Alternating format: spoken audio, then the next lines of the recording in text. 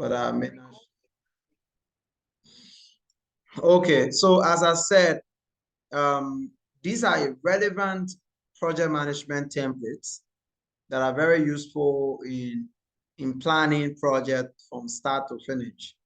While it is true that you might need other templates, but this document contains much more, relevant, those important templates you need to build your project. So the first template you will see here is what we call data collection planning if you're conducting needs assessment. So remember now, we said that when you're developing a project, you need to do some research, you need to conduct some assessment, and that assessment will inform you about the things you need to do or the information you need to get. And from the needs assessment, you can now determine what project or intervention to carry on. So if you want to conduct a needs assessment for a project, you can use this template to come up with your data collection tools or your planning for your assessment. So in the first column, you see the question say, what do we need to know? So in conducting a needs assessment, you firstly need to ask yourself, what information or what are you trying to establish? What do you want to know? All right. So what do you want to know? What do you want to discover from your assessment? So in this case, the example below, say we want to know what are the local associations, local government, or actors. So maybe you're conducting a research, and one of the things that you want to know as part of your assessment is you want to know the stakeholders involved in that particular issue. Maybe you're conducting an assessment on sexual gender-based violence. So you need to know who are the stakeholders involved, who are the local organizations involved with gender-based violence advocacy, who are the local government officials or government ministries and agencies that are involved.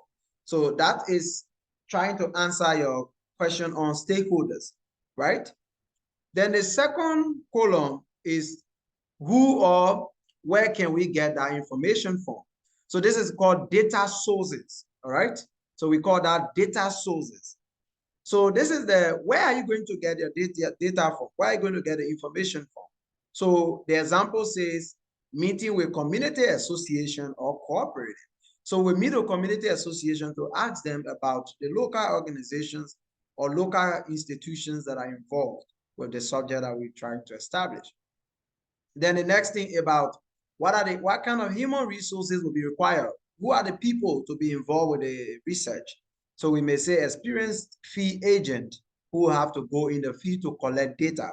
In other words, we could say enumerators who will be trained and also sent to collect data.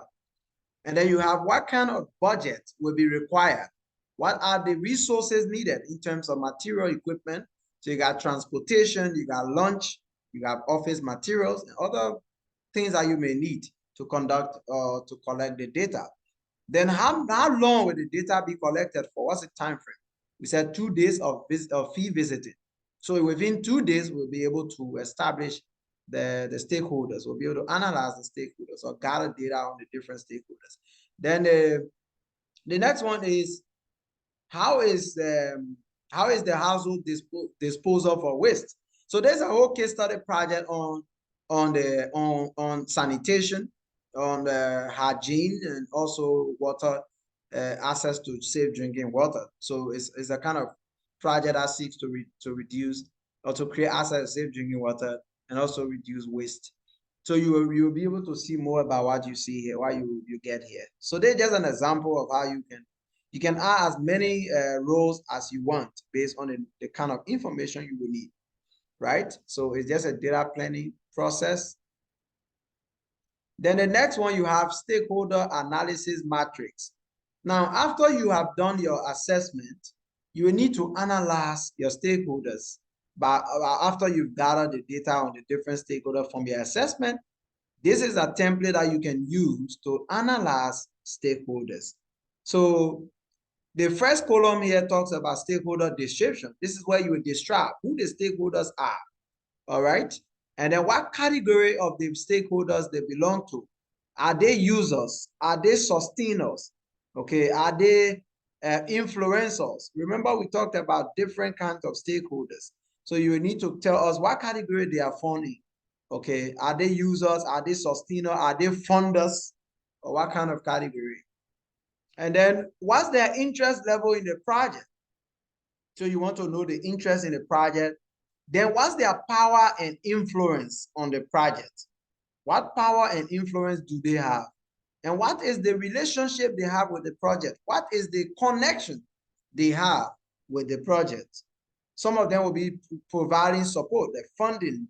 Some of them will be serving as beneficiaries. Some of them will be serving as supporters. Remember, we talk about different kinds of stakeholders. Stakeholders that you need to keep informed, stakeholders that you need to manage, stakeholders that you need to monitor, and stakeholders that you need to satisfy. So all these things must be kept in mind when you're doing your stakeholder analysis. So you can see here, the project that will be done here will be looking at a kind of, so remember your stakeholders include beneficiaries as well. And then those beneficiaries are users. That's the category they are found in. They are going to be the users of the output of your project. And what's their interest? Their interest to reduce the incidence of waterborne disease and to improve access to wash facilities, including latrines. All right. And then you got capable of reducing the fecal disposal at the river, but not aware of its impact. So interestingly, what's their relationship? They are the main beneficiaries. So you can see the stakeholder being analyzed: beneficiaries, cooperatives, organizations, and other institutions that are playing different roles. So depending on the kind of project you run, you can analyze the stakeholders using that template. Then this is the logical framework that we were talking about, logical framework matrix. So this template is used for you to develop your M&E system for your project, how you're going to monitor and how you're going to evaluate your project. So the logical framework is an M&E framework that is used to in program planning. It's also used in monitoring and evaluation, and is also used for, program implementation. So logical framework is used at different levels. Number one, it is used for program design. So during the planning and design phase of the program, you use logical framework to define the different project results. All right. And then during implementation, you use a logical framework to continuously monitor the project as you go along, considering key data sources that you need to be collecting data from. Then at the end of the project or at certain phases, you use the logical framework to evaluate. So logical framework can be used at the design or planning phase. It can be used during implementation, and it can be used during evaluation. And remember, monitoring takes place during implementation of the project, where we have to regularly collect data on the progress of the project and look at what are some of the things that we need to adjust. And the purpose of monitoring is for us to know what is going well and what is not going well, and we can make adjustment where necessary. And for the purpose of evaluation is to see whether we achieve the objectives we plan to achieve at the beginning of the project. So monitoring is regularly done while we are implementing the project. We are collecting data on the progress of the project and at all levels where we are doing. For evaluation, it is done periodically at either once or twice during the project. So it's either done in the middle or it's done at the end of the project. Oftentimes, depending on the resources, people conduct evaluation at the end, but it's advisable to conduct evaluation at the middle and at the end of the project. We call that midterm and final. And so the logical framework is very critical when it comes to project planning, because it is concerned with monitoring and evaluation.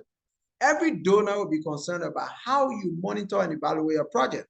What is the system you have in place to monitor a project and evaluate a project?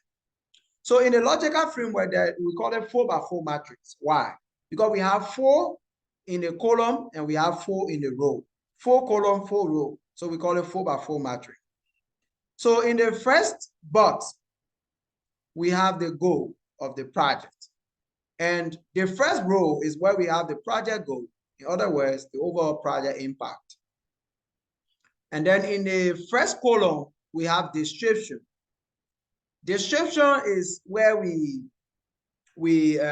explain about the objective, the goal of a particular item on our logical framework.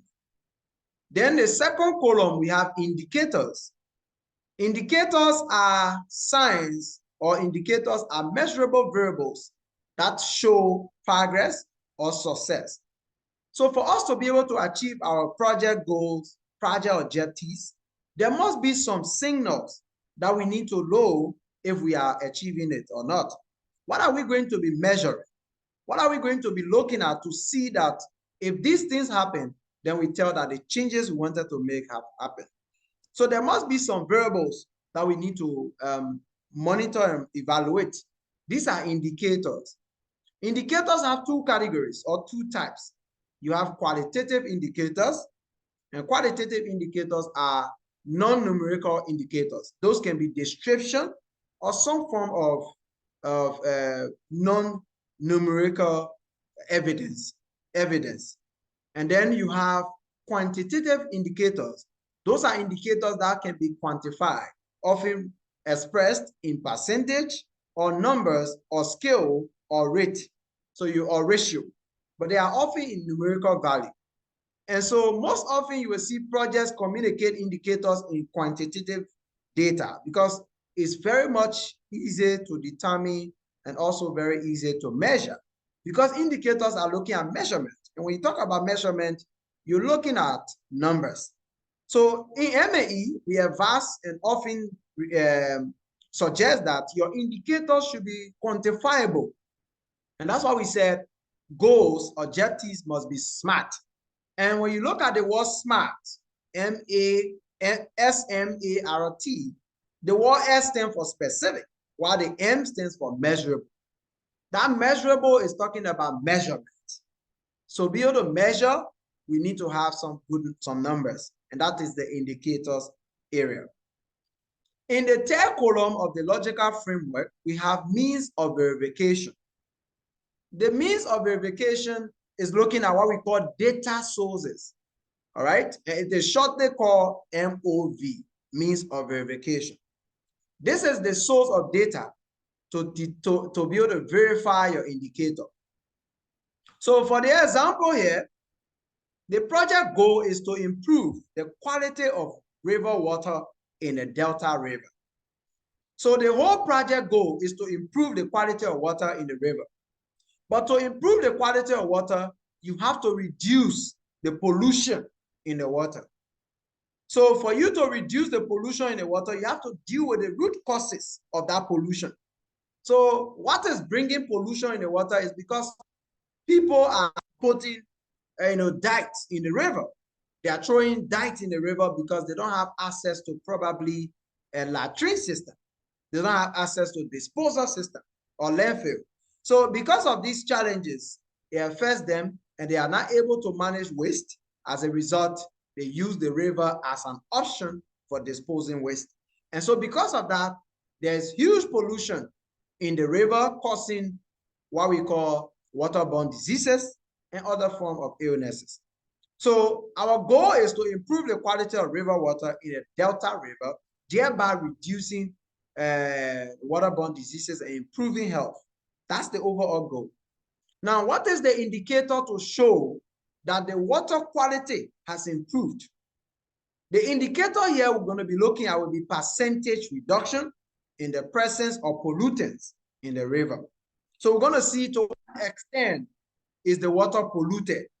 So for us to be able to know the percentage reduction in the pollution of the water there, we have to look at what is the source of data. So the source of data is water quality test. We have to do a test of the water to know the quality of that water. Because we can't just look at the water and determine the quality. It must be tested in the lab. So that way we determine if there is reduction of the pollution in the water or not. Okay, so this is the logical framework. So for you to be able to determine whether your goal is being achieved, you are looking at what? Reduction in the presence of pollutants to ensure that the water quality is high. And that water quality test will tell us so. Right, so, I mean, this is an interesting subject. It is something that we really focus on when we are doing the M&E program. So for M&E participants, this is something they really play, the logical framework. And then we talk about the project outcomes. The project outcomes are the intermediate results. Those are the changes you expect to achieve to yield the ultimate goal. So this is the second result level in the chain, in the result chain. So in the whole result framework, you have the goal, which is the end result. You have the outcomes or the purpose, which is the intermediate result. Then you have the outputs, which is the immediate result. So these are the three results you achieve in every project. Every project will achieve the immediate results. The immediate results are the short term. Those are the results you achieve once you implement a particular project. They are called outputs. Then you have the intermediate results. Intermediate results are the results you achieve after the project for some couple of time, once the changes start to occur as a result of your project. Those ones are the outcomes. Then you have the long-term results, which are the goal or the end result of the project. So take, for instance, the latrine project we're talking about. Let's consider a case study for West Point community. So West Point community may be having similar issue with waste or pollution. As a result of that, we see a lot of them getting sick, and, from waterborne diseases and all of that. For us to be able to improve the quality of water in West Point, we must be able to deal with the pollution issue. Because if we don't deal with the pollution issue, the water will not be safe. So then we do our assessment. At the end of our assessment, let's say we realized that one of the causes of the pollution in the water or the sea in West Point is because of the lack of latrine. So people do not have access to latrine.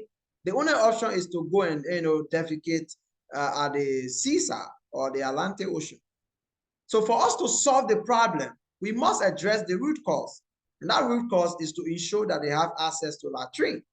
If they have access to latrine, then they will stop polluting the Atlantic Ocean. Thereby, will achieve a quality of water. So that change must occur. So for us to achieve a clean water, a safe environment, there must be access to latrine. And that access to latrine is the outcome, is the change that we want to see. We don't want them to use the Atlantic Ocean as a means of freeing themselves or wasting or disposing waste, but we want them to use the latrine instead. Though the latrine alone cannot solve the problem, but it can contribute towards the problem. Now let's talk about indicators. For you to improve access to quality latrine, what are the indicators you'll be looking at? Number one, you'll be looking at the increase, the percentage increase in the use of latrine by the end of the project in comparison with before the project. So remember, when we go to do our assessment, we ask questions around people having access. Whether people have access to latrine. So when we did the assessment, we realized that maybe out of 50 people we interviewed, we realized that 80% of them do not have access to latrine. All right? So which is a very huge one. 80% of them do not have access to latrine. So we decided to create access to latrine as our project focus. And so what we'll be looking at the end of the project to tell whether our project was successful, we want to see how many people now have access to latrine. How many people are using the latrine? There was a percentage. So we will need to collect that data to show the percentage of people who are using the latrine. That's how we got to do survey. We'll do survey data at the end of the project. We'll also do focus group discussions with the community to be able to know to what extent they are already being able to appreciate the latrine we provided. Apart from that, we'll be looking at the percentage of community members who are satisfied, who express satisfaction with the distance. Because of the, when you bring the latrine closer to them, so there is access, but we're talking about accessibility. So if the latrine is closer to them, it will help them as well. So they don't have to go very far. So they will give us feedback. Okay, yes, oh yeah, thank you. The latrine is closer to us now. And because of this, our distances are short and we can now access it very easily. So their feedback is a data source to show to what extent the latrine is helpful to them. Any questions or feedback? I mean, I'll just drain you through the logical framework stuff. I know this is something that is very interesting to you, as you do this course. And you can use this to plan your project.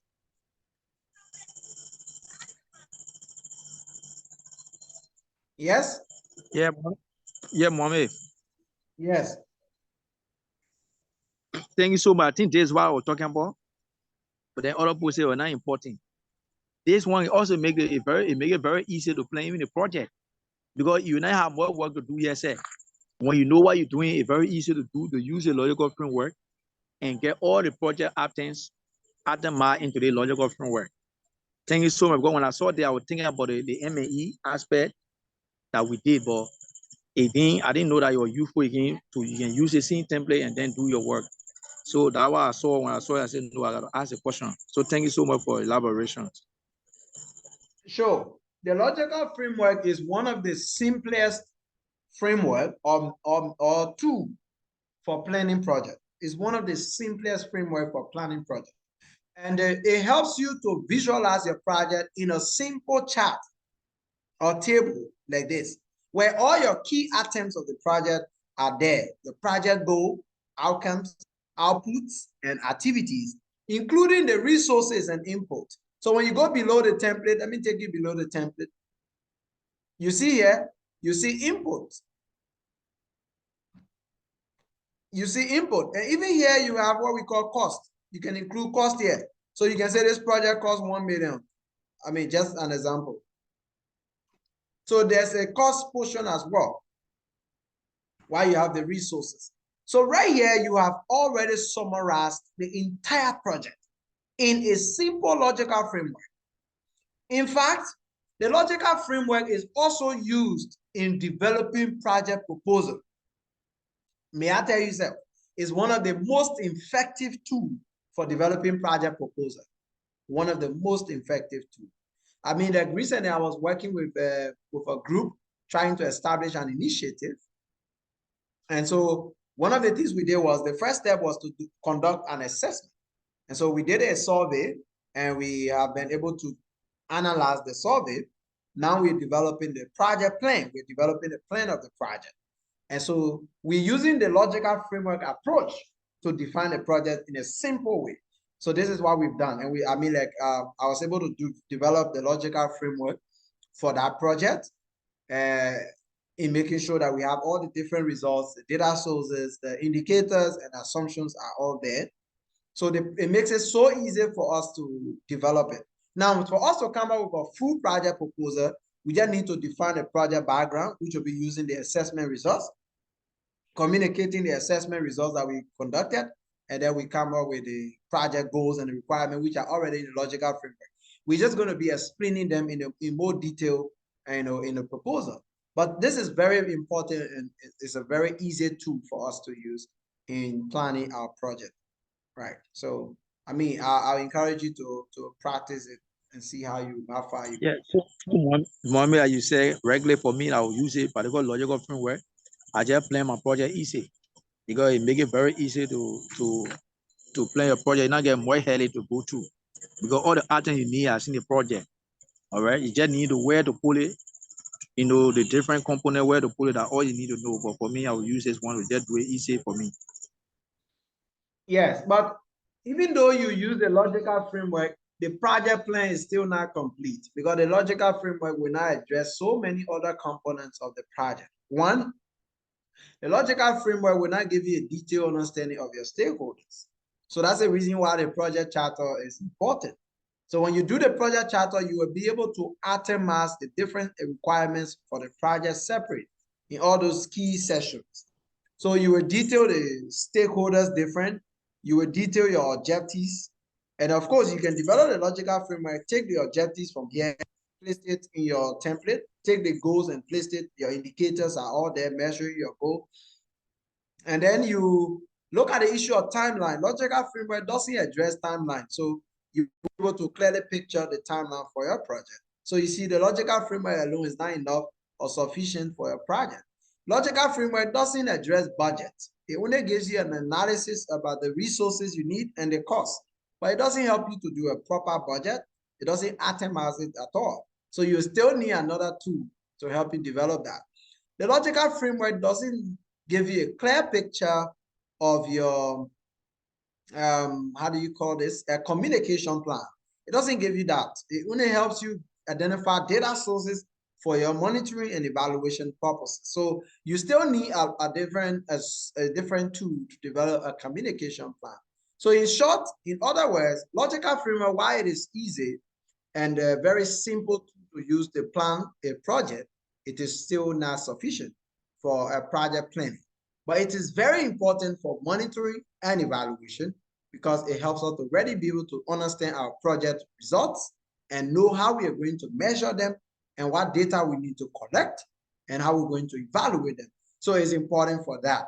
But again, it's not sufficient. So I still feel you need to rely on the template that was provided for the project charter and complete this because it's going to give you a broader understanding of all the different requirements as project management is concerned.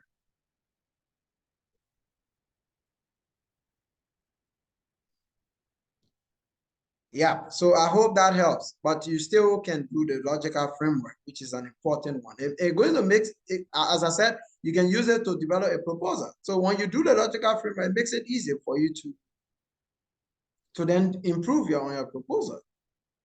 Now, let's talk about the outputs. Outputs are the product or services that you provide. Those are important achievements from your project, immediate results from the different activities you're going to be doing. So in this project, there are three outputs. One is you got quality latrines are constructed. You have local municipalities trained on the maintenance of the latrine. You have Delta River community advocates trained on the value and use of latrines. So what are the different indicators to measure these different results? You can see, number one, we'll be looking at the number of latrines constructed within 50 meters of household by the end of the phase 2 of the project. So 50 number of latrines. So here you can be specific as well to put the number of latrines. If you're going to put 20 latrines constructed or 10 latrines constructed, that's fine. But that is the measurement for success. You'll be communicating in the number of latrines you constructed, the number of people that have been trained, and the number of community advocates you've also trained. What are the different data sources? For you to know the number of latrines you constructed, the engineer will have to provide you the data. So engineers will tell you how many latrines you need to construct, and when they're done the construction, they'll provide you the information, the engineers. Then you got training attendance and pre and post training assessment, which will show after the training to determine how many people completed the training and what the improvement in their knowledge. So those are data sources you can look at. Then when it comes to activities, there are three key activities to implement, and each activity contributes to the achievement of the output. For you to construct a latrine, you need to, number one, do a specifications of the latrine, right? So you need to come up with the latrine specifications and locations. After that, you need to build the latrine cap and structure and install the latrine and conduct workshops, and, all that. So those are different activities that will be implemented to achieve your results. What are some of the resources you need? You need latrine construction materials. You need wash engineer. You need training curriculum on training maintenance. You need advocacy materials as well. So yes, this is it. Any question, guys? So I was just showing you some important template that I've shared. So you know, as you be working on them, you know what exactly to fill it, that's all. So you will see another template called risk register. This is where you do your risk analysis or you register your risks, you see? So this is a template that you can use. The last time I told you when you are analyzing risks or when you are registering risks, you need to talk about what is the risk name. What's the name of the risk? Maybe financial constraint or limited budget.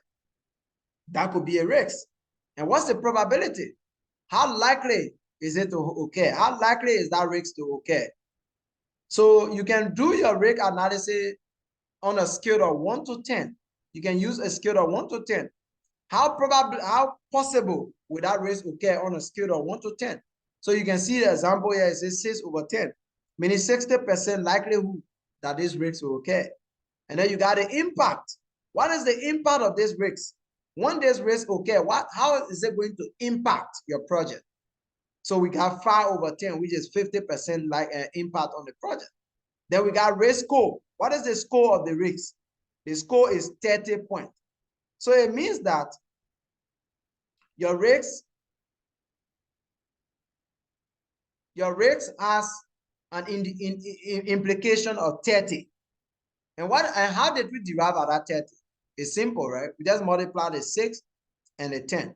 So 6 times 10, 6 times 5, sorry, and it gives us the 30. So it gives you the score for the risk to tell you how high or low the risk is. So the number will tell you. So you multiply the risk. So you multiply 6 times 5 to give you 30. Then the next thing talks about response strategy. How are you going to mitigate the risk? All right. What strategy do you have to mitigate the risk? And who is responsible for that particular risk? So you got a project manager. In other cases, you may have other people assigned. So this is it. As many risks as your project may have, you can use that template to do your risk register. And then after that, we have communication plan. Communication plan. So this template can be used to develop your communication plan. In the first column, you have stakeholders. Who are your stakeholders? So you can list them. You got funders, you got donors, you got ministries of this and that. You have beneficiaries and other stakeholders. What's the communication method? For funder or donor, they only care about report. That's all. You have to submit report to them. So informational needs, they will need to know progress. So you need to submit progress report to the donors or the funder on a monthly basis. How frequent? The frequency say monthly.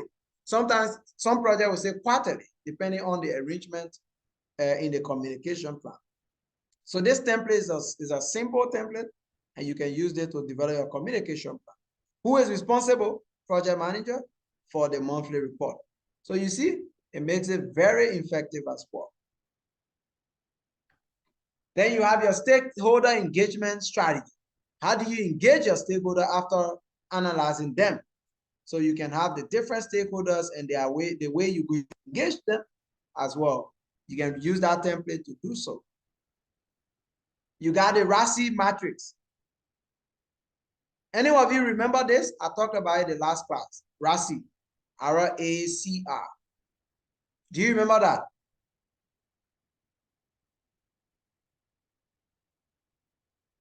Hello?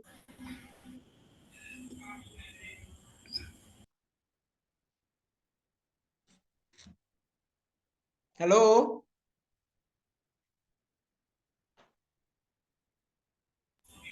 I'm following. I was asking whether you Following remember my, the I RACI. we can remember that Rasi. We can remember that Rasi. For me, I can remember it. Oh, okay. We talked about it last time. RACR. So the R stands for responsible. This is for scheduling. All right. When you're doing your responsibility matrix, when you're distributing responsibility to your team, you can use this framework. You can use this tool or this template. So the R stands for responsible. Who is responsible for this? So the first column, you have activity. What are the activities? You have the different activities listed. So you have, for example, obtain engineering specification from for the host, right? Who is responsible? You got project manager. Who is accountable? The A stands for accountable. So you got compliance director who is accountable for this. And then who is to be consulted? If you need any help, who do you consult? You got district construction department. Then who is to be informed of this work? You got the project team. So the project manager will have to inform the project team after delivering on that work. So you see, so this is done in planning or assigning tasks to the project team members. You can use this template.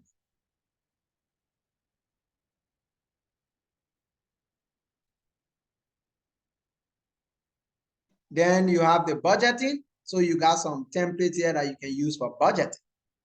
You see? So you see the different budget stuff. So there's an activity-based budget. And so when you're developing an activity-based budget, you look at the direct project cost, how much it will cost. You got office equipment, you got computers, you got tablets, you got office furniture. So you can divide the budget into quarter. So quarter one, how much you spend for this? Quarter two, how much you spend? Quarter three, how much you spend? And then you come up with a total cost for your activities. So you can use that template to come up with your activity budget. So you see here, there's an activity budget.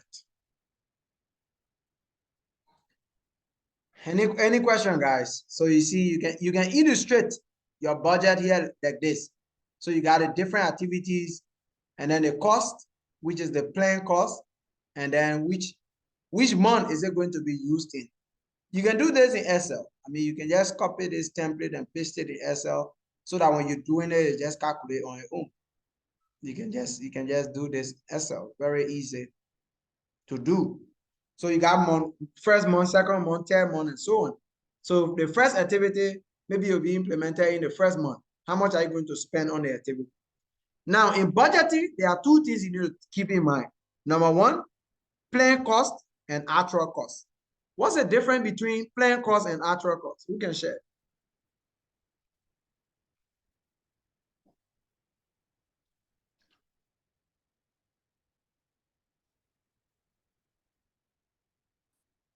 Hello?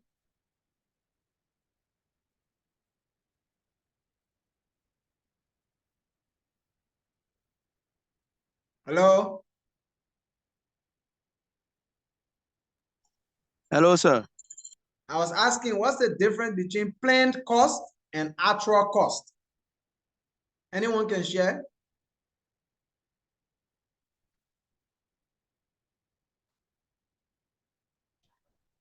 Planned cost. I don't know. Actual cost.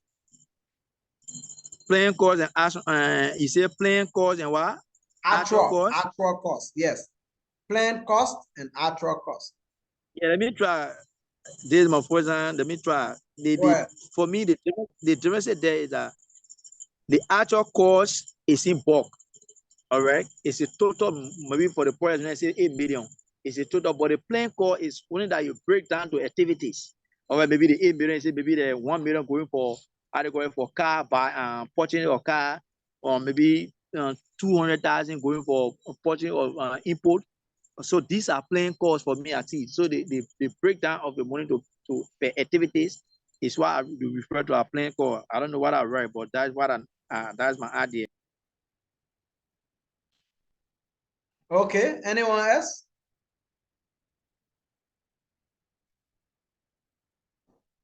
Who else would like to share? Yes, we try.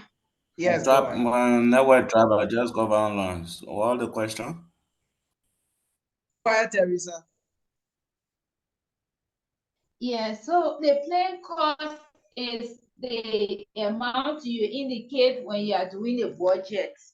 When you are planning and you creating a budget for the activities or the program or project, you give a specific cost in the budget, and the actual cost is the one you are going to use, because when we are creating budget, we do a surplus so that we will not enter into deficit. So the actual cost is the one you are going to use. And most of the time you realize that after amounts that actually project managers will have at the end for the after the activities, everything, their amount, they will notice that will remain, and you'll be able to but that share it with or indicate that this is the amount that is remaining. We did this, we did that, and this is the balance. All right. So I mean, like Teresa said, the actual cost is the cost of a particular project. That is the actual cost, right?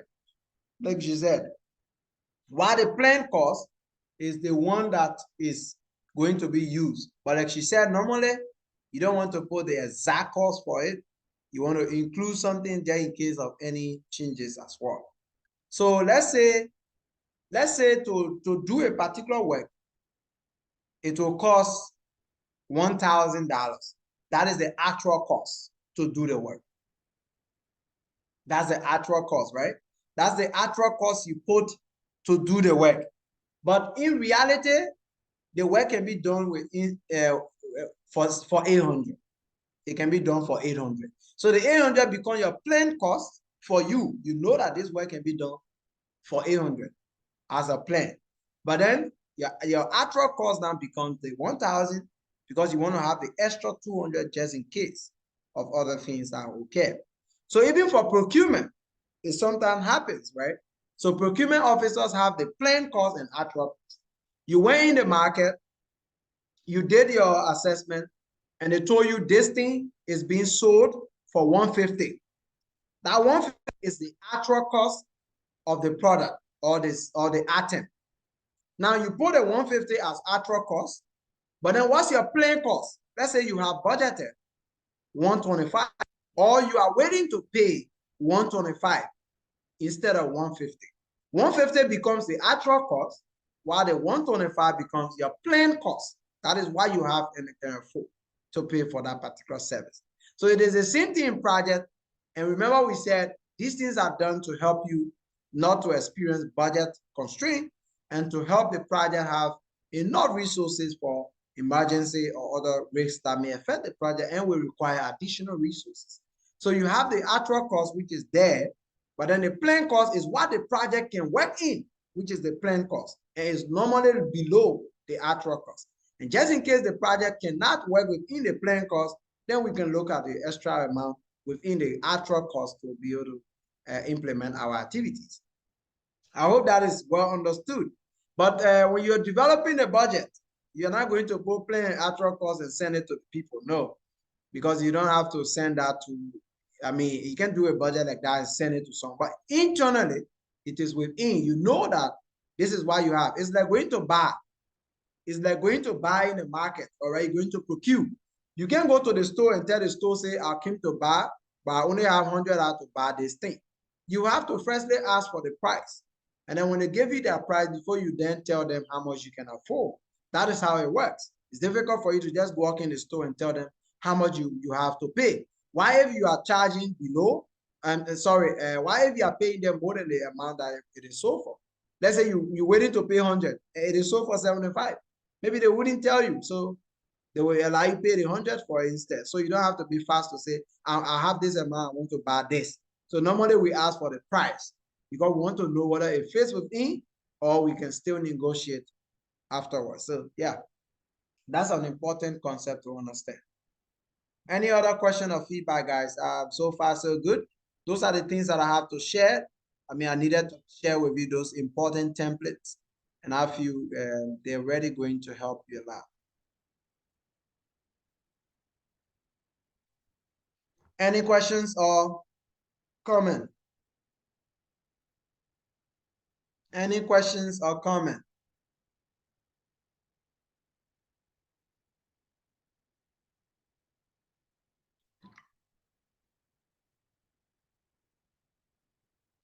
Any questions? All right, so it seems that there's no question. Is there anyone who has something to say before we leave?